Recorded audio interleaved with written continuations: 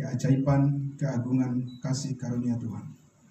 Terima kasih Bapa, Kau memberkati jemaat-Mu, jemaat kudus-Mu yang hadir pada saat ini maupun yang sedang menyaksikan melalui live streaming. Tuhan memberkati kami semua. Di dalam nama Tuhan Yesus kami berdoa dan bersyukur. Haleluya. Amin. Silakan duduk Bapak Ibu Saudara.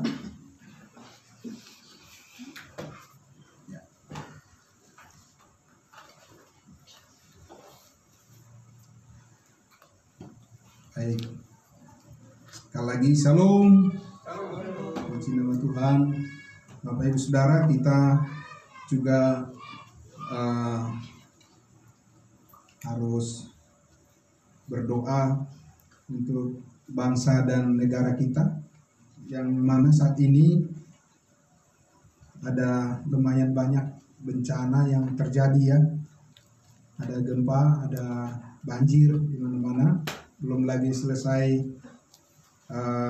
penanganan virus pandemi corona saat ini. Sudah banyak juga bencana yang terjadi di mana-mana. Biar Tuhan yang menolong bangsa dan negara kita. Saudara-saudara kita yang ada di Manado juga ya, itu kita doakan semuanya, dan di tempat-tempat yang lain biar mereka diberikan Tuhan kekuatan untuk menghadapi apa yang saat ini terjadi ya. Mudah-mudahan secepatnya bisa dipulihkan semua yang mengalami bencana yang terjadi di berbagai tempat di negara kita ini. Juga bersyukur Bapak Ibu Saudara, walaupun hari ini dari pagi mendung, hujan gitu ya, kita juga akhirnya bisa sampai di tempat ini. Dan beberapa dari saudara-saudara kita juga, sebagian mereka saat ini tidak bisa sampai di tempat ibadah ini, dan biar melalui live streaming ini mereka juga bisa mengikuti penyampaian pemberitaan firman Tuhan. Ya, baik Bapak Ibu Saudara, hari ini kita akan melanjutkan lagi pembelajaran kita firman Tuhan yang sudah kita mulai dari minggu kemarin ya, tentang topik keunikan pelayanan Rasul Paulus, khususnya dalam kaitannya dengan Injil yang menyelamatkan saat ini ya, yaitu Injil kasih karunia Allah, di mana kita dibenarkan dengan cuma-cuma hanya melalui iman kepada Kristus Yesus ya. Nah, untuk itu saya ajak kita untuk membuka firman Tuhan Galatia pasal 2. Galatia pasal 2. Kita akan membaca ayat 1 sampai ayatnya yang ke-10 ya. Galatia pasal 2 ayat 1 sampai 10. Oke? Ya.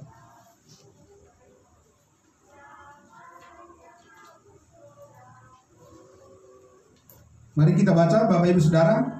3, 2, 1. Kemudian setelah lewat 14 tahun, aku pergi pula ke Yerusalem dengan Barnabas, dan Titus pun kubawa juga. Aku pergi berdasarkan suatu penyataan, dan kepada mereka ku bentangkan Injil yang kuberitakan di antara bangsa-bangsa bukan Yahudi, dalam percakapan tersendiri kepada mereka yang terpandang, supaya jangan dengan percuma aku berusaha atau telah berusaha. Tetapi kendati pun Titus yang bersama-sama dengan aku adalah seorang Yunani, namun ia tidak dipaksa untuk menyunatkan dirinya. Memang ada desakan dari saudara-saudara palsu yang menyusup masuk, yaitu mereka yang menyelundup ke dalam untuk menghadang kebebasan kita yang kita miliki di dalam Kristus Yesus, supaya dengan jalan itu mereka dapat memperhambakan kita. Tetapi sesaat pun kami tidak mau mundur dan tunduk kepada mereka, agar kebenaran Injil dapat tinggal tetap pada kamu. Dan mengenai mereka yang dianggap terpandang itu, bagaimana kedudukan mereka dahulu, itu tidak penting bagiku, sebab Allah tidak memandang muka. Bagaimanapun juga mereka yang terpandang itu tidak memaksakan sesuatu yang lain kepadaku. Tetapi sebaliknya, setelah mereka melihat bahwa kepadaku telah dipercayakan pemberitaan Injil untuk orang-orang tak bersunat, sama seperti kepada Petrus untuk orang-orang bersunat, karena ia yang telah memberikan kekuatan kepada Petrus untuk menjadi rasul bagi orang-orang bersunat, ia juga yang telah memberikan kekuatan kepadaku untuk orang-orang yang tidak bersunat. Dan setelah melihat kasih karunia yang dianugerahkan kepadaku, maka Yakobus, Kefas, dan Yohanes yang dipandang sebagai soko guru jemaat berjabat tangan dengan aku dengan Barnabas sebagai tanda persekutuan, supaya kami pergi kepada orang-orang yang tidak bersunat dan mereka kepada orang-orang yang bersunat. Hanya kami harus tetap mengingat orang-orang miskin, dan memang itulah yang sungguh-sungguh kuusahakan melakukannya.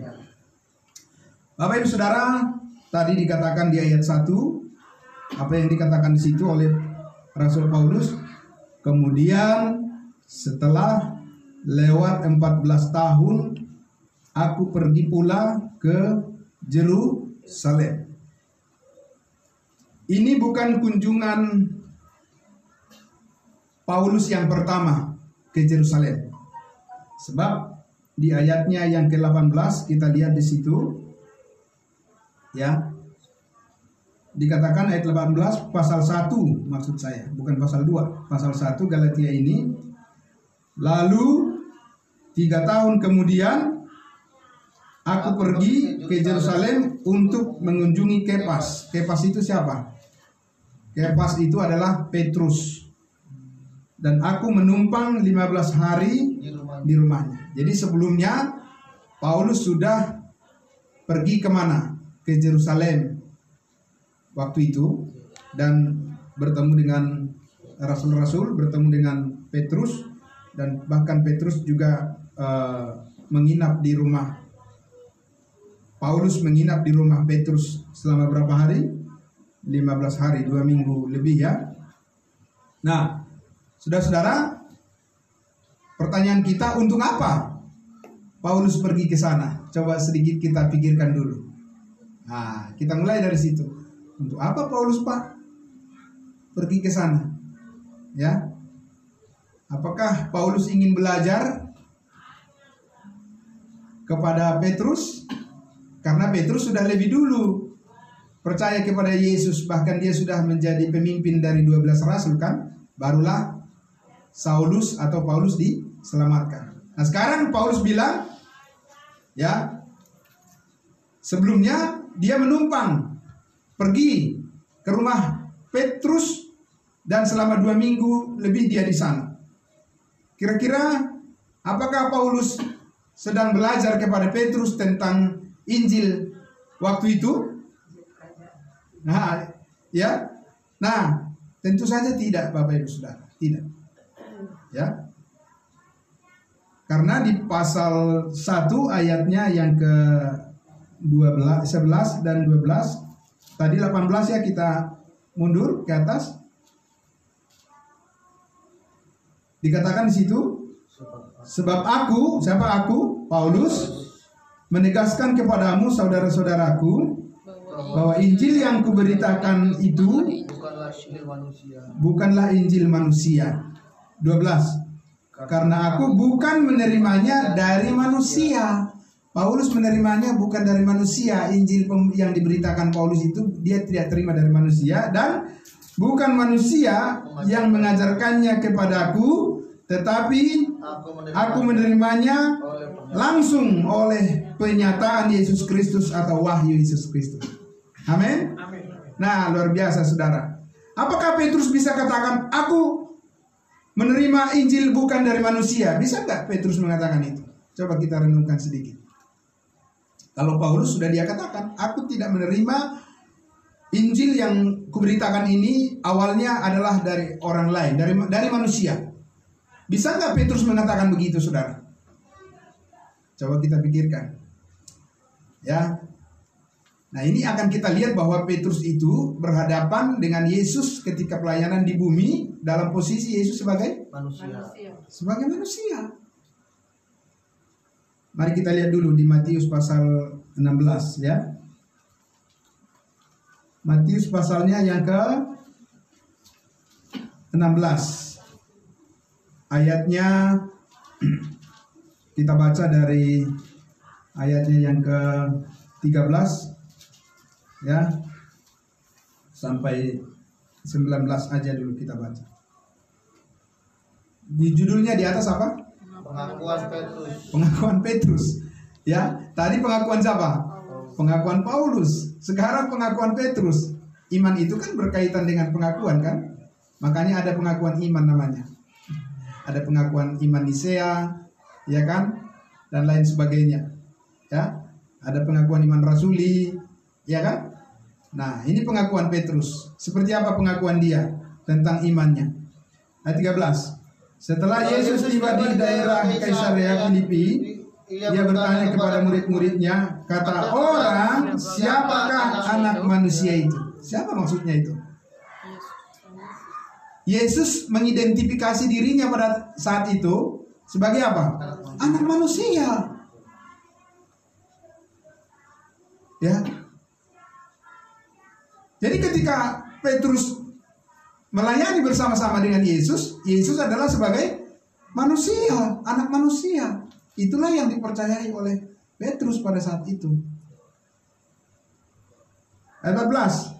Jawab mereka, ada yang mengatakan Yohanes Pembaptis, ada juga yang mengatakan Elia, dan ada pula yang mengatakan Yeremia atau salah seorang dari para nabi.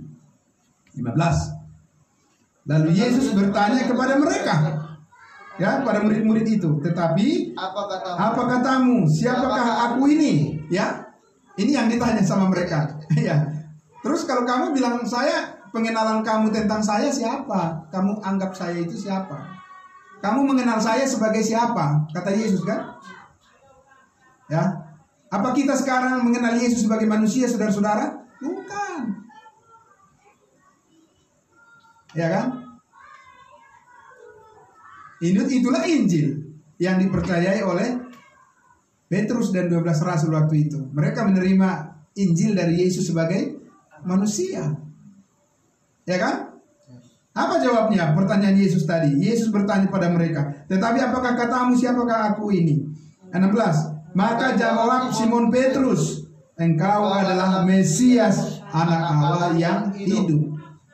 Jadi Yesus sebagai manusia, anak manusia berkaitan dengan sebagai Yesus dalam kaitannya sebagai Mesias, sebagai raja orang Israel.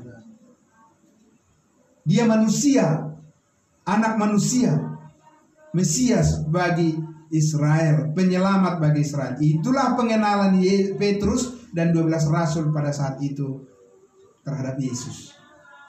Ya. Nanti akan kita lihat apakah Paulus juga mengenal Yesus sebagai manusia seperti itu?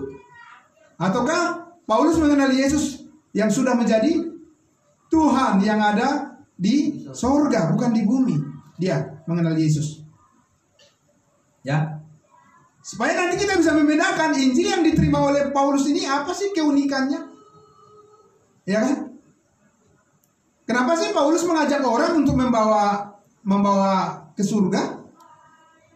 Apa Petrus juga mengajak orang membawa ke atas? Apa Petrus mengajak orang untuk tinggal di bumi? Jadilah kerajaanmu di bumi seperti di surga. Seperti apa pengenalan mereka terhadap Yesus? Nah, di sini kan masih banyak orang beragama Kristen yang masih pemahamannya itu kacau balau, masih tumpang tindih, masih belum jelas. Ya. Karena ini berkaitan dengan jiwa manusia, Injil yang menyelamatkan. Kalau salah menyampaikan berita Injil, binasa juga lah orang yang mendengarnya, karena mereka mempercayai berita yang salah. Ya, saudara. Jadi di sini kita lihat apa yang dikatakan oleh Yesus bahwa pengenalan Petrus, pengenalan Yohanes itu terhadap Yesus adalah sebagai anak manusia, sebagai Mesias bagi bangsa Israel yang akan mendirikan kerajaannya di mana? Di bumi. Ya. Saudara? Dan ayat 7 dikatakan, kata Yesus kepadanya, kepada siapa? Kepada Petrus. Berbahagialah engkau Simon bin Yunus, sebab bukan manusia yang mengatakan itu kepadamu, melainkan Bapakku yang di sorga. Ayat 18. Dan aku pun berkata kepadamu, perhatikan situ. Dan aku pun berkata kepadamu, kepada Petrus, Yesus berkata, engkau adalah Petrus, dan di atas batu karang ini aku akan mendirikan jemaatku, dan alam maut tidak akan menguasainya. Di atas batu karang ini. Batu karang apa? Saudara, apa Petrus batu karang yang dimaksud didirikan jemaat di atas Petrus? Enggak mungkin lah. Masa Tuhan mendirikan jemaat di atas Petrus manusia yang yang berdosa. Ya. Di atas batu karang ini, karena di atas itu tadi Petrus sudah mengaku Yesus adalah anak Allah, Yesus adalah Mesias. Di atas pengakuan itulah Yesus mendirikan. Di atas kebenaran pengakuan Injil Kerajaan itulah Yesus mendirikan jemaatnya. Amin. Nah, saudara, itulah Injil yang menyelamatkan mereka. Petrus tidak percaya Yesus mati hapus semua dosanya. Tidak seperti Injil yang kita percayai saat ini.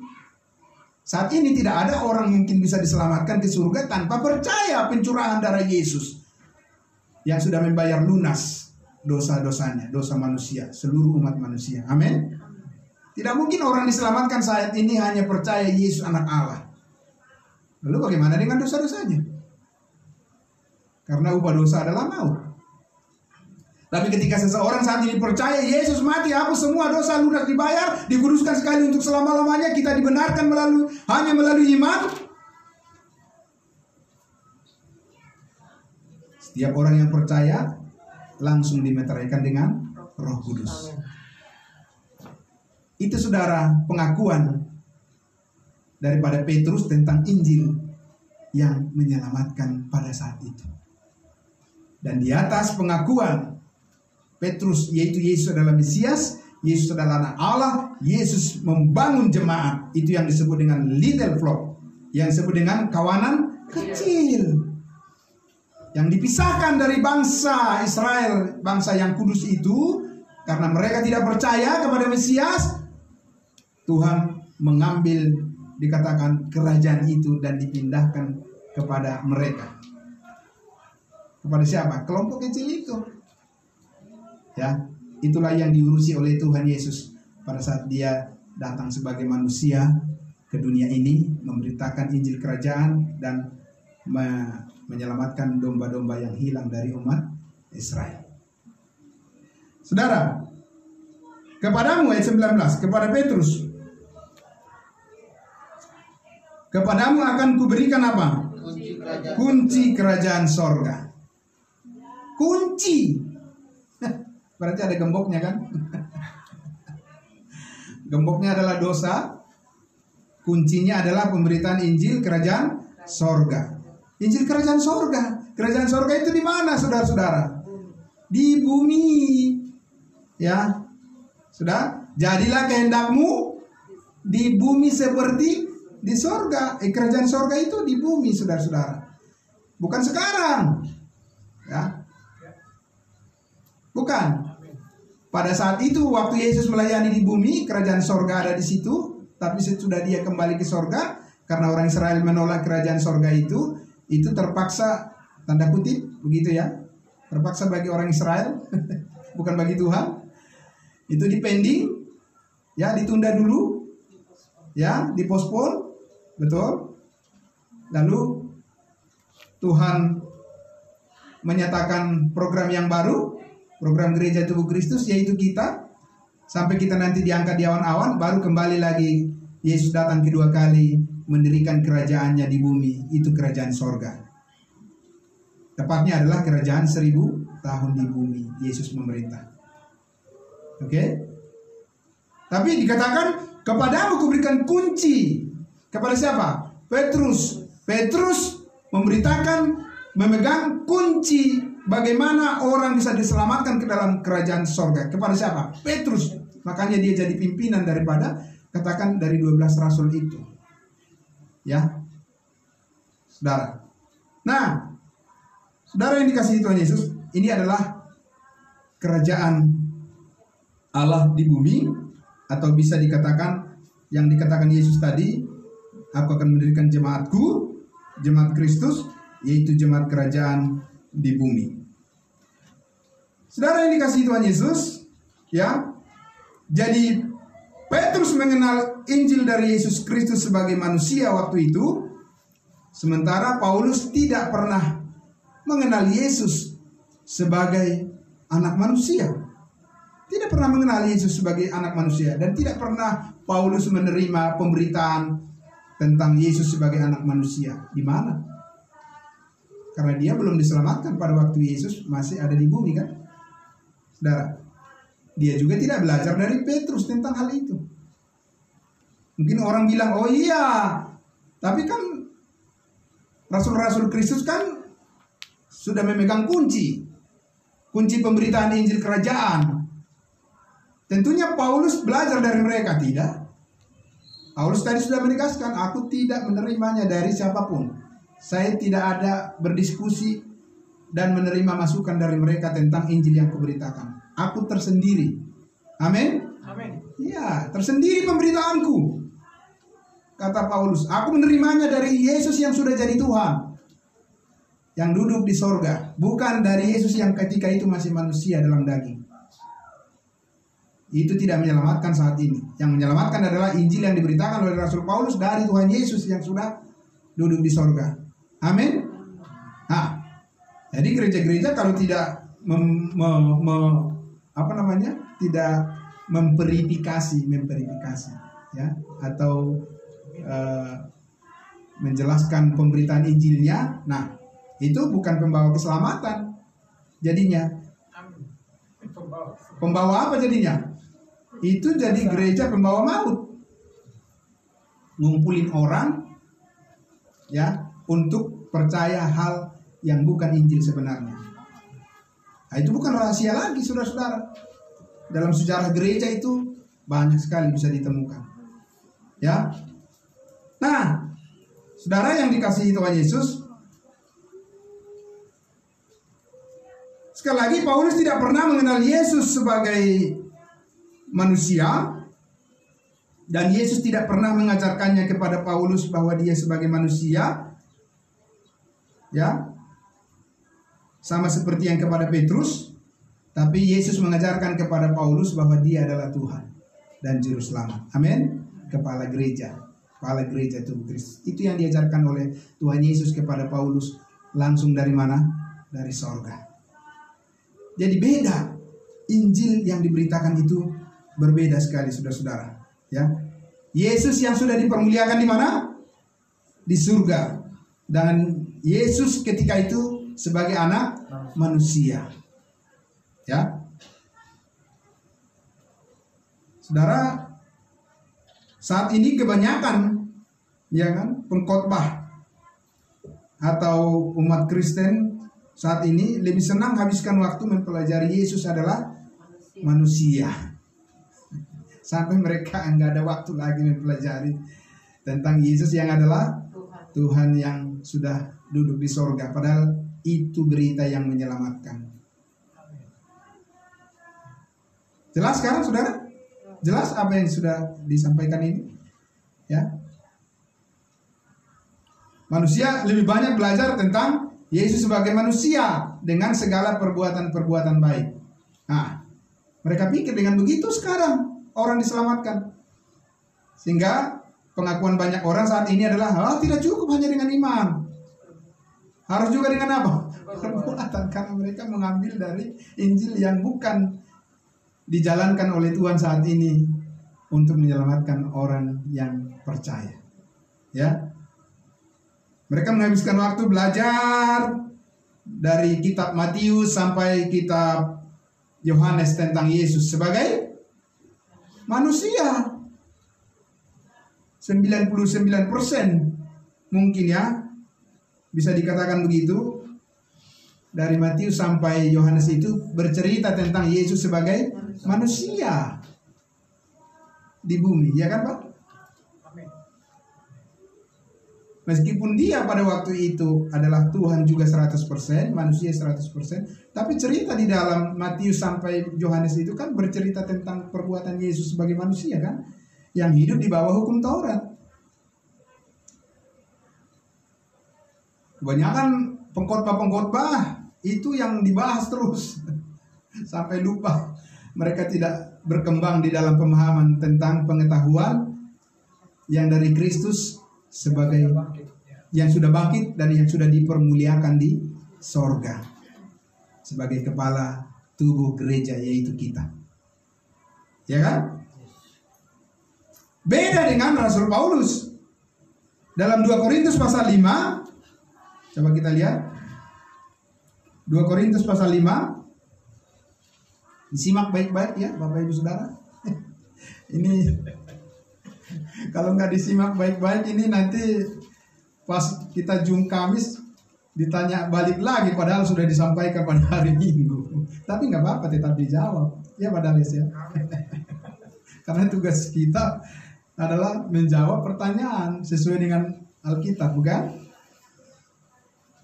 Ya, 2 Korintus pasal 5 ayatnya yang ke-16 dan 17. Bagaimana cara pengenalan Paulus kepada Yesus, terhadap Yesus Kristus saat ini?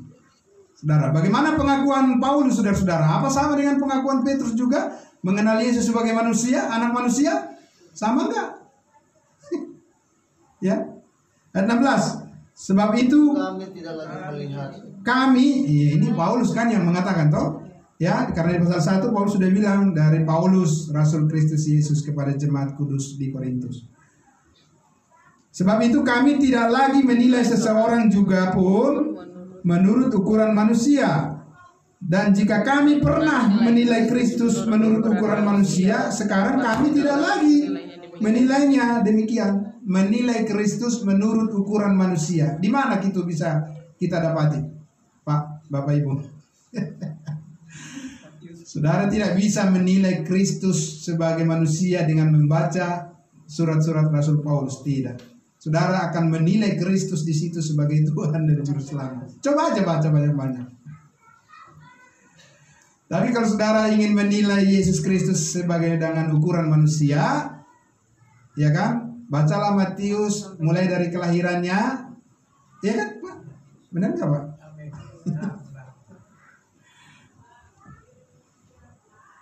Matius, Markus, Lukas, Yohanes itu semua gambaran tentang Yesus sebagai manusia. Disitulah saudara bisa mendapati lebih banyak menilai Yesus Kristus menurut ukuran manusia. Ya lapar, apa Yesus lapar saat ini? Kan enggak. Yesus menangis, apa Yesus menangis saat ini, Bapak Ibu? Enggak kan? Iya. Apa dia capek istirahat sekarang ini? Kalau dulu iya. Iya kan?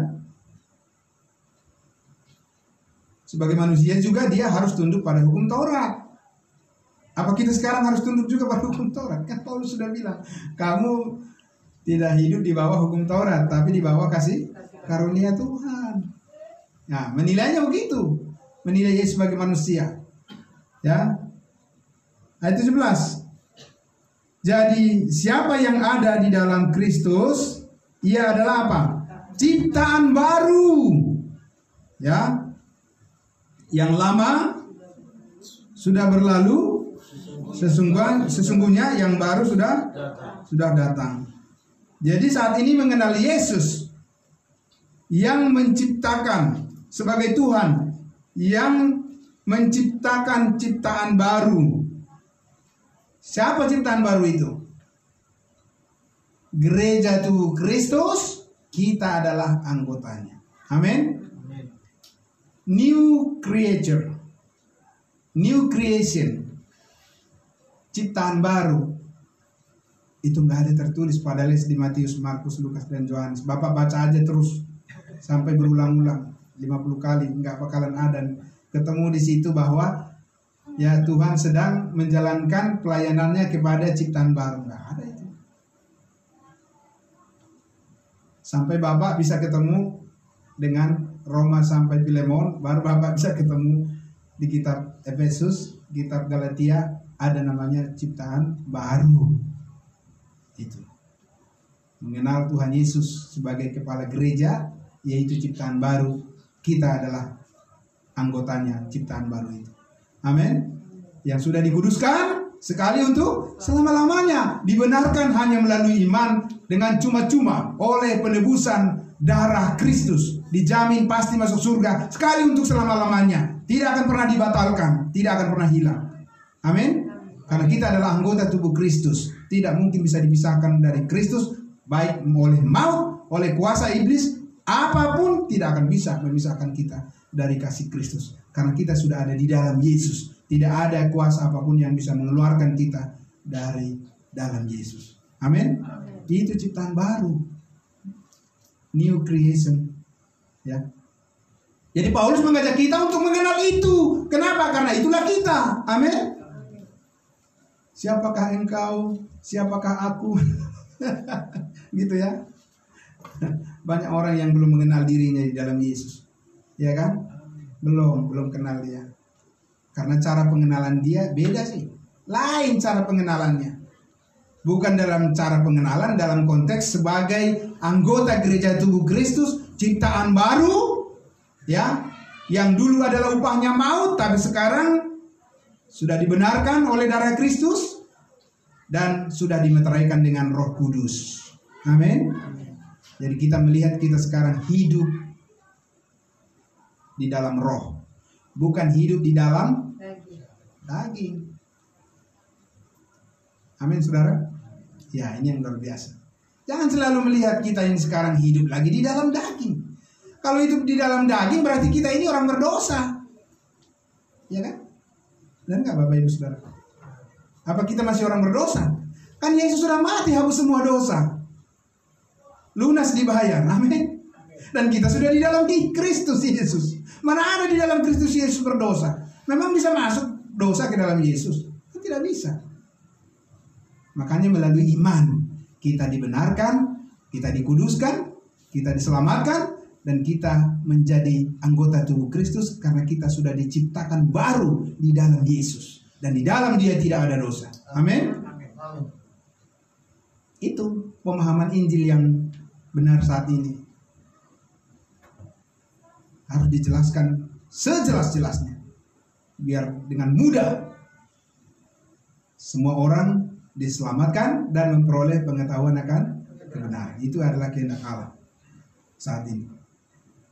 Saudara yang dikasihi Tuhan Yesus, jadi kalau saudara ingin mengenal Yesus Kristus sebagai Tuhan dan Juru Selamat, sebagai kepala gereja tubuh Kristus saat ini, di mana saudara bisa menemukan itu? Di mana saudara dipenuhi dengan semua hikmat surgawi itu? Ketika saudara dengan fokus membaca firman yang diterima oleh Rasul Paulus dari Tuhan Yesus yang sudah duduk di surga. Dari kitab Roma sampai Filemon, baca saudara, karena itu mengenai saudara dan saya, yaitu kita ciptaan baru di dalam Kristus. Amin. Iya. Penuh sukacita, amin. Paulus katakan bersukacitalah senantiasa di dalam Tuhan. Sekali lagi ku katakan bersukacitalah, mengucap syukurlah dalam segala hal. Karena itulah yang dikehendaki oleh Allah bagi kamu. Amin.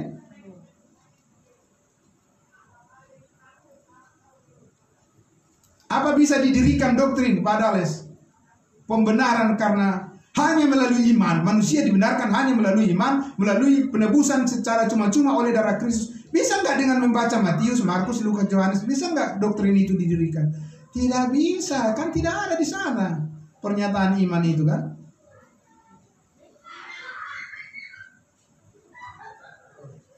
Tidak ada di sana pernyataan iman itu bahwa kita dibenarkan hanya melalui iman dengan membaca Matius, Markus, Lukas, Yohanes. Itu dinyatakan oleh Yesus Kristus secara spesifik kepada semua bangsa tanpa perbedaan setelah Yesus naik ke surga, duduk di sebelah kanan Allah Bapa. Dan ketika orang Israel sudah gagal menerima program kerajaan sorga di bumi, Tuhan memulai program rahasia, yaitu tubuh Kristus yang sebelum dunia dijadikan sudah dirancangkan di dalam Yesus. Dan keselamatan hanya melalui iman bagi setiap orang yang percaya, langsung dimeteraikan dengan Roh Kudus. Amin. dan kita menjadi bait Allah yang kudus di dalam Kristus, dalam konteks sebagai gereja, yaitu tubuhnya. Nah, Bapak Ibu Saudara, jadi kitab Matius sampai Yohanes itu adalah gambaran hubungan Yesus sebagai manusia, sebagai raja dengan bangsa Israel. Untuk tujuan pendirian program Allah di bawah. Di mana? Di bumi. Amin. Iya. Jadi kalau saudara terus menyelidiki Matius, Markus, Lukas, Yohanes itu, lalu saudara berkhotbah hanya berdasarkan itu saja, saudara sedang ajak-ajak orang nih untuk tinggal di bumi ini. Sementara Tuhan tidak menjalankan program itu sekarang kan. Paulus bilang Filipi 3:20, karena kewargaan kita adalah di dalam sorga. Amin. Pikirkanlah perkara yang di atas, bukan yang di bumi. Wow, luar biasa, ya kan? Nah, banyak orang saat ini bangga sudah jadi pemberita firman, sudah jadi penginjil. Entah apa yang dikatakan, entah kemana orang diajak, ya, entah mau dibawa kemana hubungan ini. Seperti lagu ya.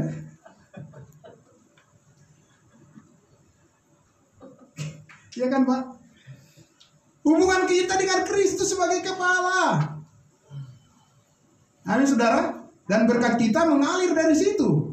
Berkat surgawi kan. Terpujilah Allah kita karena di dalam Kristus Ia telah mengaruniakan kepada kita segala berkat rohani yang ada di dalam surga. Amin saudara. Iya, ini yang terus kita mau nikmati. Ini yang terus kita mau pelajari. Karena itu adalah kita. Ya, tubuh Kristus. Ya, saudara. Dan kita mau Tuhan memberkati dan mau melimpahkan segalanya dari pemahaman kita terhadap firman kebenaran yang berkaitan dengan manusia baru itu, ciptaan baru itu. Sebab yang lama sudah berlalu, yang baru sudah datang di dalam Kristus Yesus. Ya. Tapi saudara, ketika belajar terus dari kitab Roma sampai Filemon, saudara akan melihat diri kita di situ sebagai gereja tubuh Kristus yang diarahkan kemana? Dan itu dibuktikan ketika Yesus nanti datang di awan-awan. Kita berjumpa di mana? Bukan di bumi. Saudara, Yesus berkaitan dengan kerajaan sorga di bumi dengan hubungannya dengan Israel itu bertemu di mana? Di bumi. Di Bukit Zaitun. Itu jelas. Dalam Zakaria 14 sudah dikatakan begitu. Dalam Kisah Para Rasul 1 juga ketika Yesus naik ke surga. Ya, dua malaikat yang datang itu mengatakan apa? Hei kamu orang Galilea, enggak usah kamu bingung. Yesus ini yang terangkat ke surga akan datang kembali seperti kamu melihatnya di sini. Datang kembali kedua kali.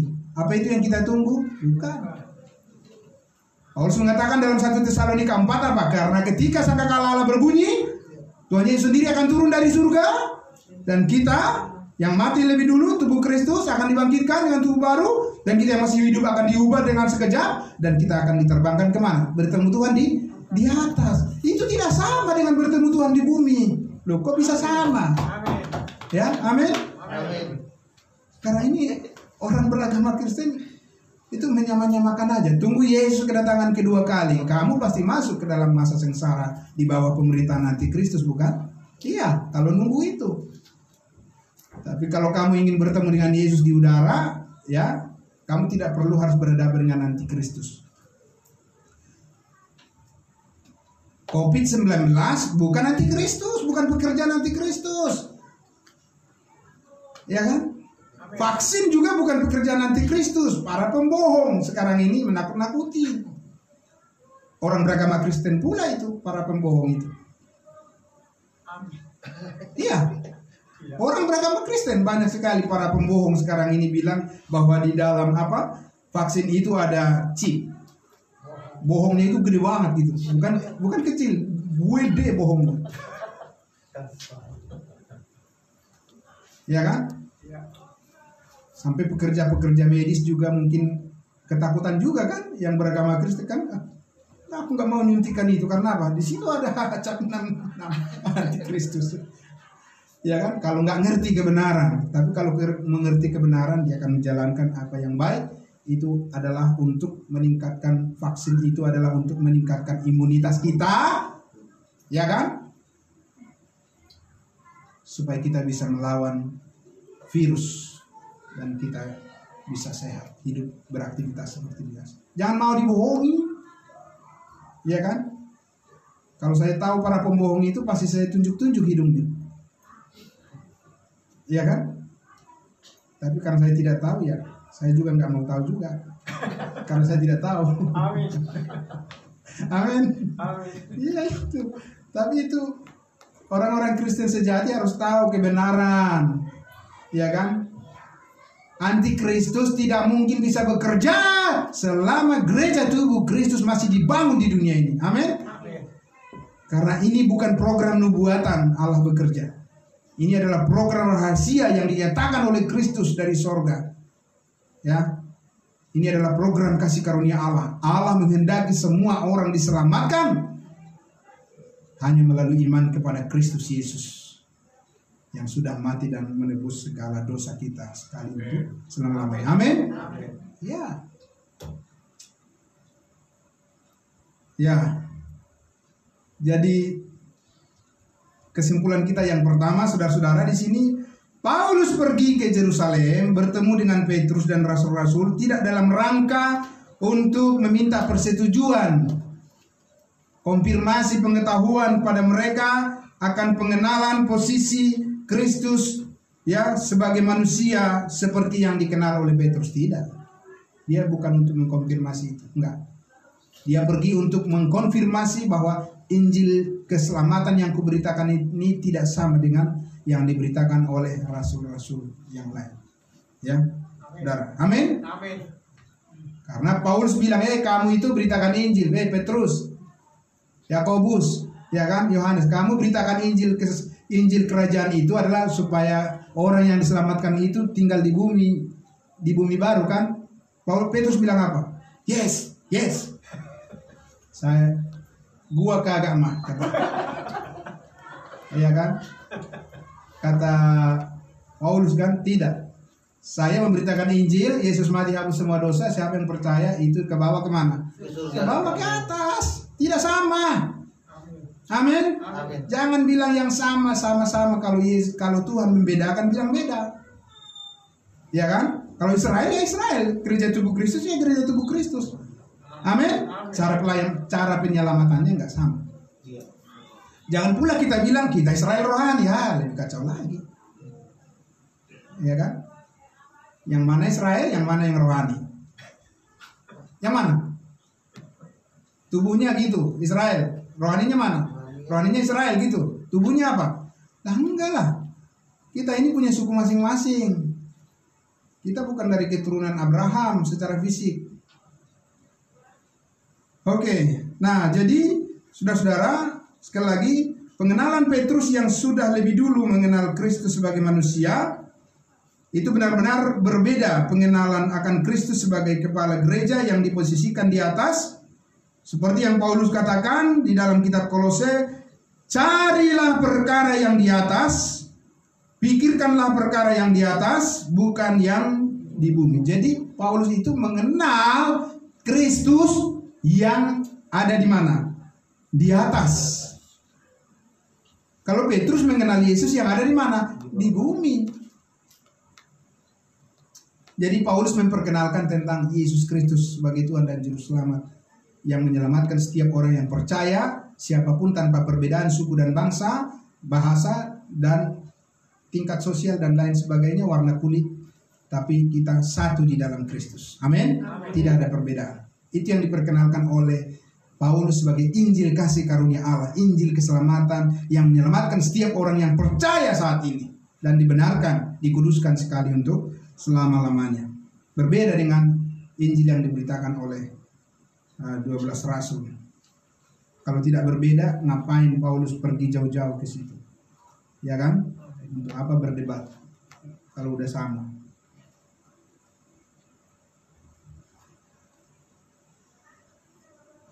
Kembali kita ke Galatia pasal 2. Baru satu ayat ya.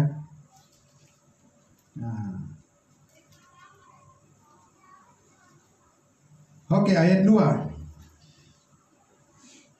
Aku pergi berdasarkan suatu penyataan dan kepada mereka berdasarkan suatu penyataan, berdasarkan suatu wahyu, revelation. Ya. Jadi itu bukan hasil pikiran Paulus sendiri, bukan ide pribadi dia. Memang dia menerima wahyu dari Tuhan untuk suruh pergi kemana? Ke Yerusalem. Ya, langsung dari sorga wahyu itu diberikan kepadanya dan kepada mereka. Kepada siapa?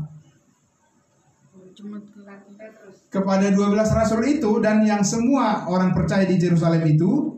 Apa? Kubentangkan Injil yang kuberitakan di antara bangsa-bangsa bukan Yahudi. Kubentangkan Injil. Itu Paulus nginjilin mereka lagi, Pak. Amin. Wah. Sekarang kalau kita ngasih tahu Injil kepada orang mereka Kristen, dia bilang, jangan saya dong. Ya kan, pergi ke sana yang belum mengenal Yesus. Emang kamu udah mengenal Yesus?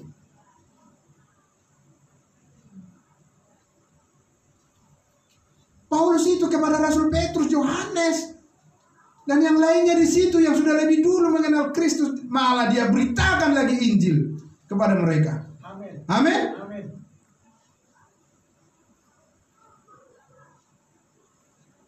Kita memberitakan Injil kepada siapa saja. Jangan karena dia sudah sarjana teologi, ya enggak, kita beritakan Injil. Amin. S1, S2, S3, S-teler. Betul. Karena itu adalah kewajiban kita. Amin, saudara. Itu adalah tugas kita. Tidak ada di situ soal tingkat-tingkat pengetahuan, tingkat jabatan. Tidak ada. Ini soal kebenaran di dalam Kristus. Dan tidak ada yang lebih dari situ. Amin. Amin. Harus kita beritahu pada mereka semua. Ini Paulus jelas mengatakan, kubentangkan Injil kepada mereka. Kalau mereka udah ngerti Injil yang diberitakan Paulus, untuk apa Pak dibentangkan Injil pada mereka? Untuk apa dijelaskan sampai ngotot-ngotot begitu pada mereka? Hah? Untuk apa? Lah, Paulus ini kurang kerjanya. Karena justru mereka belum mengerti natur daripada Injil yang diberitakan Rasul Paulus itu. Mereka belum mengerti, saudara. Ya, rahasia yang dibukakan kepada Rasul Paulus. Manusia dibenarkan hanya melalui iman tanpa hukum Taurat. Nah, itu inti daripada pemberitaan daripada Paulus itu. Ya, nanti akan kita lihat itu. Ya, jadi saudara, saat ini masih banyak orang yang mengatakan sama Pak Pendeta, yang diberitakan oleh Paulus dengan Petrus itu sama Pak. Kalau sama, waduh. Untuk apa orang ngotot beradu argumentasi kalau sama? Nah, itu aneh kan? Saya misalnya adu argumentasi dengan Pak Dalis ini, saya Pak manusia. Pak Dalis bilang saya juga, tapi ya saya manusia, saya juga. Loh, kok kita ribut sama? Lalu saya bilang, Pak Dalis saya ini makan nasi. Pak Dalis bilang, saya juga makan nasi. Saya makan nasi Pak. Loh, untuk apa ribut untuk hal yang sudah sama? Nggak sama, saudara. Justru orang-orang yang di Yerusalem itu nggak mengerti Injil yang diberitakan Paulus itu, makanya dijelaskan pada mereka. Dan justru karena ketika Paulus memberitakan Injil keselamatan ke bangsa-bangsa lain dan makin banyak jiwa yang diselamatkan, orang-orang ini datang mengganggu. Ya, mengganggu orang-orang yang sudah selamat itu dengan ajaran yang berbeda. Itu kan kasusnya Galatia ini kan.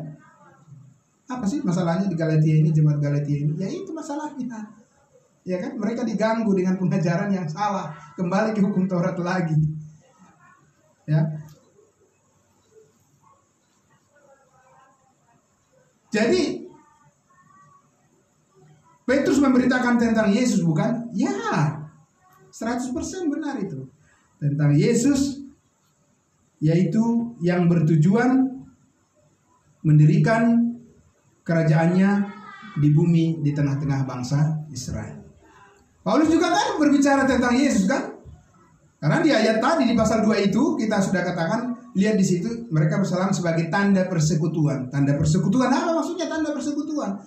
Bahwa sama-sama Yesus juru selamat, tapi dengan program yang berbeda antara bumi dan sorga, langit dan bumi, ya kan? Nah, jadi Paulus juga memberitakan tentang Yesus, ya, tapi tentang Yesus yang bertujuan kemana? Bertujuan ke atas. Kalau Petrus itu bertujuan kemana? Ke bawah. Apa itu sama? Oh sama itu katanya Pak. Itu kok jadi kita logikanya diacak-acak di situ, ya kan? Nggak sama. Paulus tidak sedang mengajak kita untuk ke bumi baru, ke Yerusalem baru. Paulus tidak mengajak kita ke situ. Petrus, iya. Kan mereka di Yerusalem baru ada tulisan nama-nama mereka di situ, yang 12 rasul itu kan? Ada kan? Dalam Wahyu 21 dikatakan begitu. Untuk bangsa Israel dengan 12 suku. Pemberitaan Paulus itu tidak ada beda-beda suku. Satu saja, satu tubuh Kristus yang akan nanti diangkat, ditempatkan di mana? Di surga, ya kan? Jadi dikatakan kubentangkan Injil yang kuberitakan, kubentangkan kepada mereka. Paulus memberitakan Injil kepada mereka, kepada siapa? Kepada orang-orang di Yerusalem, rasul-rasul di sana, ya. Dan saudara, sekali lagi, yang diberitakan oleh Paulus waktu itu tidak sama dengan apa yang sudah didapat sebelumnya oleh Petrus dan yang lainnya. Amin. Kalau sama, dari Antioquia sampai ke Yerusalem itu saudara ratusan kilometer jauhnya. Jauh, bukan seperti sekarang ini ada pesawat, sebentar saja udah sampai ke Borong-Borong. 2 jam. Tidak bisa, ya kan? Waktu itu mungkin naik unta barangkali, kan sama juga dengan jalan kaki itu kan. Mungkin unta kakinya mungkin lebih panjang, tapi ya tetap masih jalan kaki itu.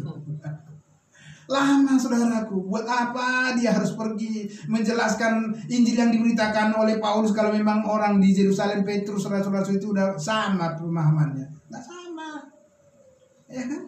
Terus kan mereka datang itu udah mengganggu pelayanan daripada Paulus, ya kan? Nah, dan mereka yang datang mengatakan, oh nggak bisa, kamu nggak bisa selamat hanya dengan iman. Ayo, terjadi lagi sekarang ini. Ya, saudara, memang apa Injil yang diberitakan oleh Rasul Paulus yang dibentangkannya waktu itu, saudara? Apa? Galatia 2 ayat 16. Ini salah satu contoh yang bisa kita lihat inti pemberitaan daripada Rasul Paulus. Di ayat 16 dikatakan apa? Ini yang dibentangkan oleh Paulus itu kepada 12 murid dan semua di sana, orang-orang tua-tua di Yerusalem itu, Pak, Bapak Ibu ya. Ya kan? Kok mereka sampai nggak ngerti gitu? Apa sih kok tersembunyi gitu? Rahasia apa itu? Gitu ya. Jadi apakah Paulus itu tidak merujuk kepada perjanjian lama gitu sehingga rasul-rasul yang lain itu tidak nggak ngerti, nggak paham gitu, ya kan? Ya iya, memang itu adalah suatu rahasia. Apa? Seperti apa? Ayat 16. Kamu tahu bahwa tidak seorang pun yang dibenarkan karena melakukan hukum Taurat. Wah, saudara ngomong begitu kepada orang Yahudi, waduh, saudara kalau nggak hidup ya mati. Karena apa? Itu berarti saudara menyangkal apa yang menjadi tradisi keagamaan mereka. Tidak seorang pun yang dibenarkan karena melakukan. Ayo, itu. Orang Yahudi langsung berasa kupingnya mendengar itu. Apa ini? Karena mereka sudah terbiasa dengan apa? Tradisi melakukan hukum Taurat, dan mereka merasa bahwa itulah yang membuat mereka jadi benar di hadapan Tuhan. Memang Tuhan suruh kan? Kan Tuhan yang nyuruh kepada orang Israel untuk melakukan hukum Taurat. Kalau enggak, untuk apa dikasih itu kepada Musa? Kalau bukan untuk dilakukan. Iya kan? Ya iya. Tiba-tiba sekarang ada pemberitaan mengatakan enggak. Kagak gua mah. Ya kan? Kata Paulus. Nggak ada.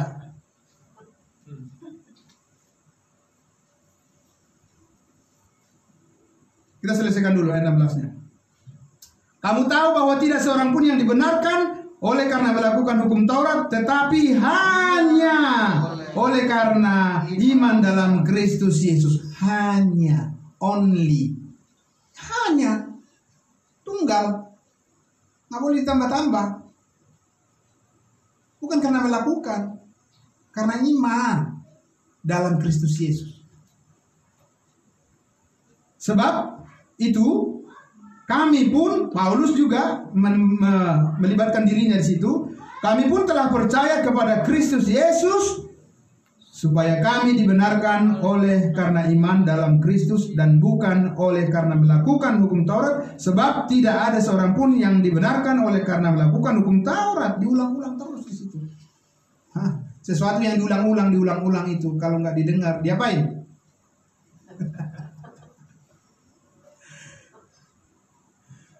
Kenapa sih orang tua kadang-kadang kesal kalau anaknya itu dipanggil, diulang-ulang, tapi pura-pura nggak dengar, udah nasihati, masih terus saja dilakukan yang salah.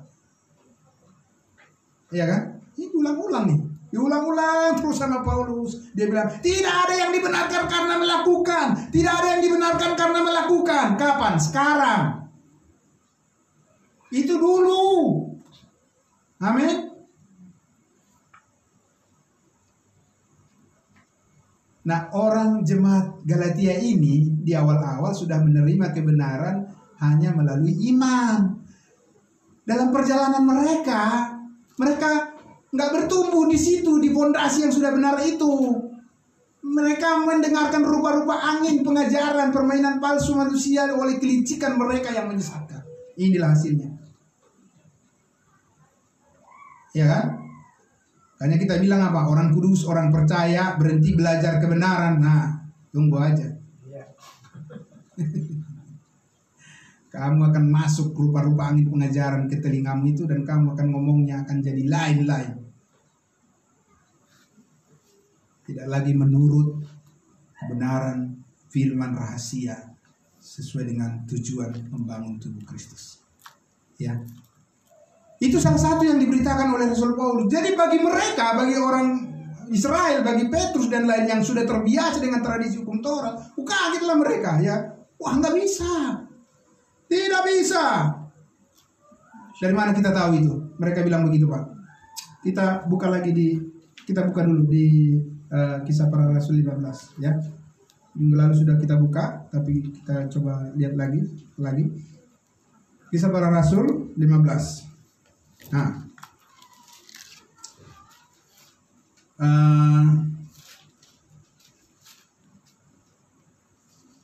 apa yang dipahami oleh orang-orang percaya di Yerusalem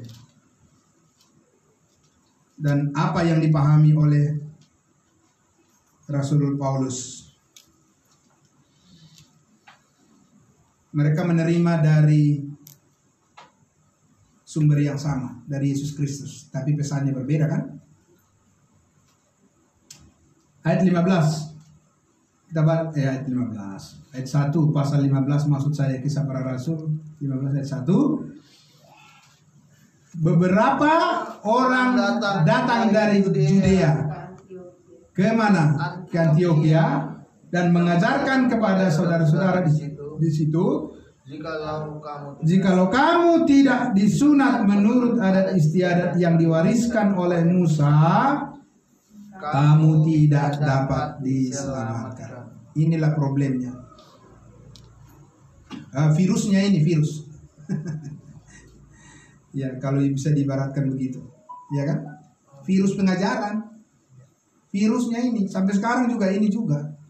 Hanya bermetamorfosis dengan bentuk-bentuk pernyataan yang lain. Nggak mungkin dong, ya kan? Tidak bisa hanya dengan iman, nggak bisa. Enak aja, harus juga ditambahkan dengan perbuatan. Nah, itu dia. Nih, virusnya dari situ juga. Udah lama itu virus, ya kan? Nggak usah kaget-kaget. Orang ini bilang tidak bisa kamu diselamatkan kalau kamu tidak mengikuti tradisi. Oh ya? Siapa bilang? Karena tradisi daripada orang Israel ini adalah pekerjaan hukum Taurat. Itu yang mereka tahu.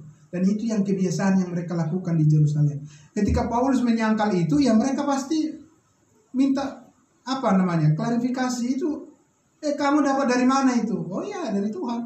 Ntar saya datang menjelaskan sama kamu. Ya kan? Oh, sesat kamu, nggak apa-apa. Ya kan? Yang penting kamu bisa tunjukkan di mana saya sesat. Kan begitu. Tapi tidak mungkin Paulus bisa dibilang sesat kan? Karena itulah dia katakan di ayatnya yang kedua itu apa? Tetapi Paulus dan Barnabas dengan keras melawan dan membantah pendapat mereka itu. Paulus tidak bilang apa? Ya jangan ngomong doktrin dong, ya kan? Kita ini kan satu. Satu di mana? Ya kan? Ya jangan utak-atik kepercayaan orang dong, ya kan? Kita harus jaga dong perasaan orang lain. Oh ya? Oh jadi berhenti memberitakan kebenaran begitu? Celakalah aku jika aku tidak memberitakan Injil. Itu yang Paulus katakan. Celakalah aku jika aku tidak memberitakan Injil. Dan jika ada memberitakan Injil yang lain, terkutuklah dia. Dan aku tidak menghiraukan nyawaku sedikit pun, asal aku dapat mencapai garis akhir yang dipercayakan Tuhan kepadaku, yaitu memberitakan Injil kasih karunia Allah. Amin. Amin. Iya. Dia bantah dengan keras, dia katakan oh enggak, itu tidak benar. Ya, tidak. Saat ini keselamatan adalah hanya melalui kasih karunia Allah. Amin. Oleh kasih karunia Allah hanya melalui iman, tidak ditambah dengan apapun. Tidak ditambah dengan tradisimu, tidak. Yesus tidak perlu dibantu untuk menyelamatkan kamu. Apa perlu dibantu? Yesus. Yesus saya bantu ya. Dengan apa? Dengan berbuat baik supaya saya selamat. Nah itu Yesus yang lain itu. Iya kan? Cukup kasih karunia Tuhan. Amin saudara-saudara. Iya, hanya melalui iman. Enak loh. Enak luar biasa saudara-saudara. Nikmat rasanya di dalam kasih karunia Tuhan itu. Dia nggak minta apa-apa dari kita, karena dia memang sudah membayar semuanya lunas di Bukit Kalvari. Amin. Nah itu meskipun orang-orang yang sudah percaya di Yerusalem itu, mereka nggak bisa terima itu. Mereka nggak bisa terima, nggak bisa terima. Itu dari Tuhan. Makanya Paulus apa? Dengan keras dia membantah dan melawan pendapat mereka itu. Ya kan? Dia tidak tidak ciut nyalinya. Ya. Nah, saudara-saudara, karena dia disertai oleh Roh Kudus. Ya? Jadi saudara, kalau kita bandingkan dengan orang yang mengaku percaya Yesus saat ini, mereka selalu bilang tidak cukup hanya dengan percaya, harus ditambah dengan perbuatan-perbuatan baik. Lalu orang yang nggak mengerti Alkitab mengatakan apa? Iya ya, benar juga ya. Nah, mampus dia sih. Kenapa? Karena tidak ada pendirian yang tegas. Oh, nggak bisa Pak, tidak bisa. Apa yang dikatakan oleh Alkitab itu adalah kebenaran absolut, mutlak benar, tidak bisa ditawar. Itu pendapat Bapak. Ya kan?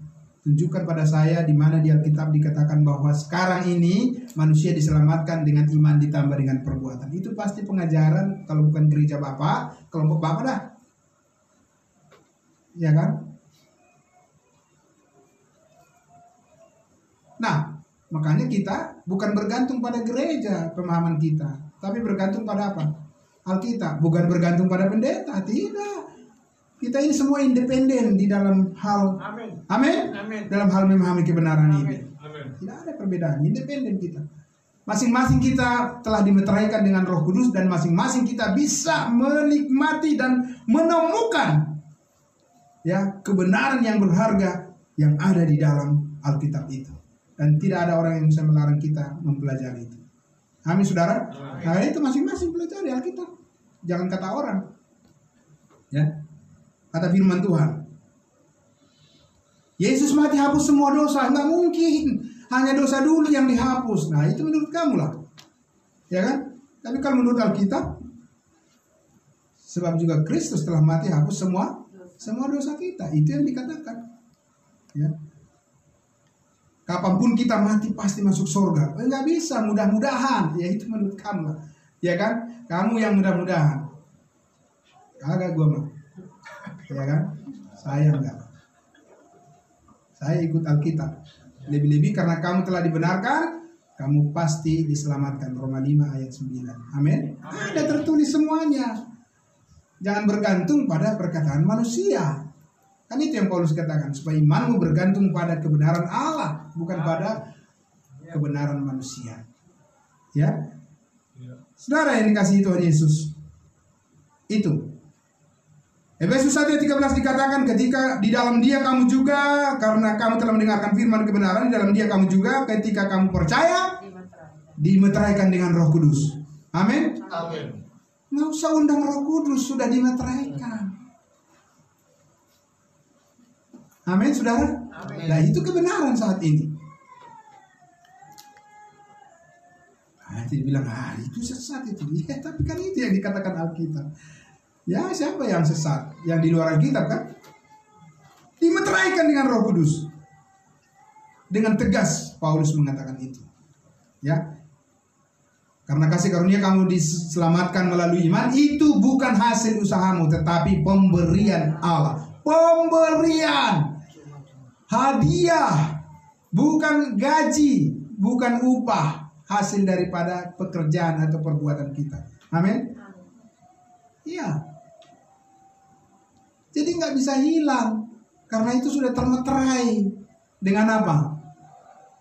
Bukan termeterai dengan perbuatan-perbuatan kita, termeterai dengan Roh Kudus, dengan Allah itu sendiri, dengan Yesus Kristus, dengan Allah Bapa, Putra dan Roh Kudus, Allah Tritunggal.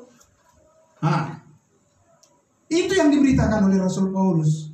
Pasti itu sesuatu yang baru di telinga mereka memang, dan sebagian nggak menerima kan. Paulus bilang ada yang menyusup kan. Jangan percaya itu, sesat itu. Yang nggak punya pendirian, iya ya, oh sesat, sebarkan lagi ke sana. Nggak dibilang apa, sesatnya di mana? Nah, kalau ada orang kepada saudara juga mengatakan begitu, itu sesat itu, sesatnya di mana kira-kira ya?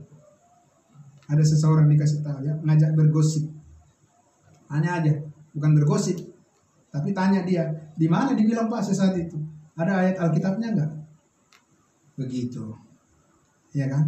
Jadi tidak mudah diombang-ambingkan oleh rupa-rupa angin pengejaran permainan palsu manusia. Saudara yang dikasihi Tuhan Yesus, jadi Paulus membantah dengan keras, mengatakan apa? Itu doktrin yang keliru. Amin. Doktrin itu keliru itu, ya kan? Saat ini manusia dibenarkan hanya melalui iman, bukan karena melakukan.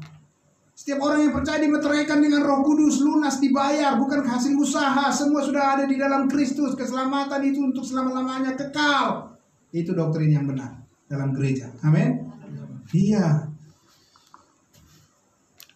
Ketika saudara dan saya memberitakan itu, ada juga yang membantah dengan keras di luar. Mereka bilang nggak benar itu. Ya sudah, ya kan? Selamat jalan. Ya, saudara. Jadi ayat 2, baru ayat 2 ya, sampai ayat 2 aja dulu, ya kan? Luar biasa firman Tuhan ya. Kita baca tadi 10, baru ayat 2 sudah panjang kita berbicara, ya. Jadi saudara, kita tutup saja dulu dengan membaca Galatia pasal 3. Nah, bagaimana tegasnya Paulus menegur orang-orang percaya yang menyimpang dari ajaran yang benar, ya, ajaran kasih karunia. Ya, kita lihat dulu. Dibiarin aja begitu kan? Kalau udah terjadi kesesatan, jangan menghakimi dong, ya kan? Jangan menghakimi, itu urusan dia dengan Tuhan. Apa begitu, saudara? Enggak. Kalau begitu mah surat Galatia ini enggak ada. Ya kan Pak? Padahal nggak bakalan ada surat Galatia ini kalau Paulus bilang begitu. Ya udahlah, usil-usil amat sih, ya kan? Ya kan, itu kan pertanggungjawaban orang lah dengan Tuhan nanti. Apa begitu? Nggak bakalan ada ini Pak, surat Galatia ini. Tapi justru karena Paulus ingin bertanggung jawab di dalam hal yang paling mendasar. Ini bukan soal kecurian uang. Kalau kecurian uang dari rumah, ya udahlah, lupakan aja lah. Nanti juga Tuhan kasih rezeki. Bisa kan? Nah kalau soal kebenaran, tidak bisa. Ini soal hidup mati orang. Iya kan? Ada kita dirugikan orang, belum tentu kita mati karena itu. Kan begitu. Tapi yang paling berharga ini, makanya Paulus katakan kepada jemaat Galatia apa? Ayat 1. Hai orang-orang Galatia yang bodoh. Wah.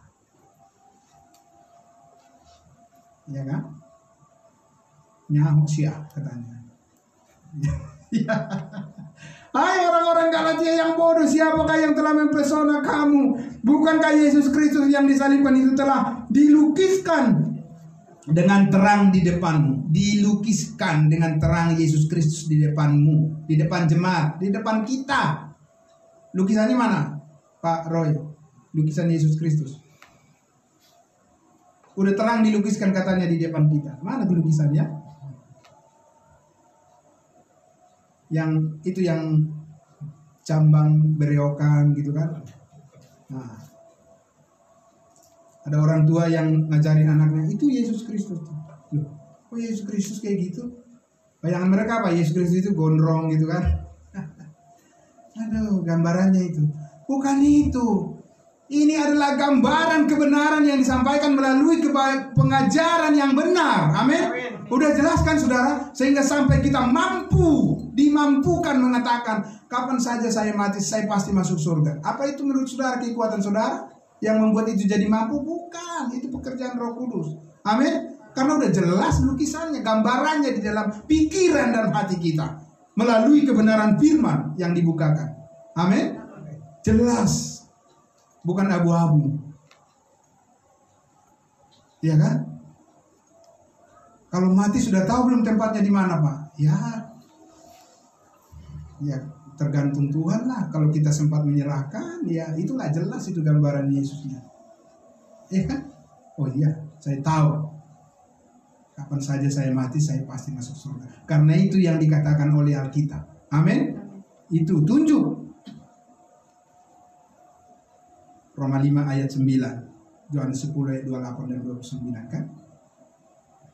Jadi Paulus katakan, hai orang-orang Galatia yang bodoh, siapakah yang telah mempesona kamu? Bukankah Yesus Kristus yang disalibkan itu telah dilukiskan dengan terang di depanmu? 2. Hanya ini yang hendak ku ketahui daripadamu, adakah kamu telah menerima Roh karena melakukan hukum Taurat atau karena percaya pada pemberitaan Injil? Amin. Iya, kita menerima Roh Kudus itu bukan karena kita menyongsong Dia, bukan karena kita mengundang Dia, bukan. Karena percaya pada pemberitaan Injil kasih karunia. Yesus mati hapus semua dosa, siapa yang percaya dimeteraikan dengan Roh Kudus, lunas dibayar sekali untuk selama-lamanya. Amin. Amin. Ya. Bukan karena kita menyongsong Dia atau kita mengundang Roh Kudus kita menerima. Tidak, karena kamu percaya. Nah, jemaat Galatia ini, ya itu yang mereka percaya dari awal, ya kan? Tapi di perjalanan karena mereka tidak bertumbuh dalam pengetahuan yang benar, mereka rentan disesatkan. Inilah hasilnya, ya. Dan ayat 3, adakah kamu sebodoh itu? Kamu telah apa? Mulai dari roh. Ingat. Kita memulai ini dari apa? Roh, bukan roh kecil, tapi ini apa? Roh Kudus. Jadi hidup kita itu dimulai dari mana? Dari Roh Kudus. Luar biasa, saudara. Ingatkan ketika Yesus ada di dalam rahim Maria kan? Dimulai dari mana? Iya, Roh yang menanamkan benih itu di dalam rahim Maria. Sehingga benih Yesus itu bukan benih manusia, maka dia tidak berdosa. Amin. Kamu telah mulai dari roh. Hidup kita itu mulai dari roh. Roh Kudus, hidup yang kekal, bukan hidup yang sementara, saudara. Dia katakan apa? Maukah Jadi maukah kamu sekarang mengakhirinya di dalam daging? Lah ini bukan maksudnya jawabannya yes. Bukan begitu. Ini adalah suatu apa? Iya, pertanyaan yang retoris namanya. Nggak perlu dijawab, kamu kan udah tahu. Cuma dalam prakteknya lakukanlah seperti yang kamu pelajari. Amin.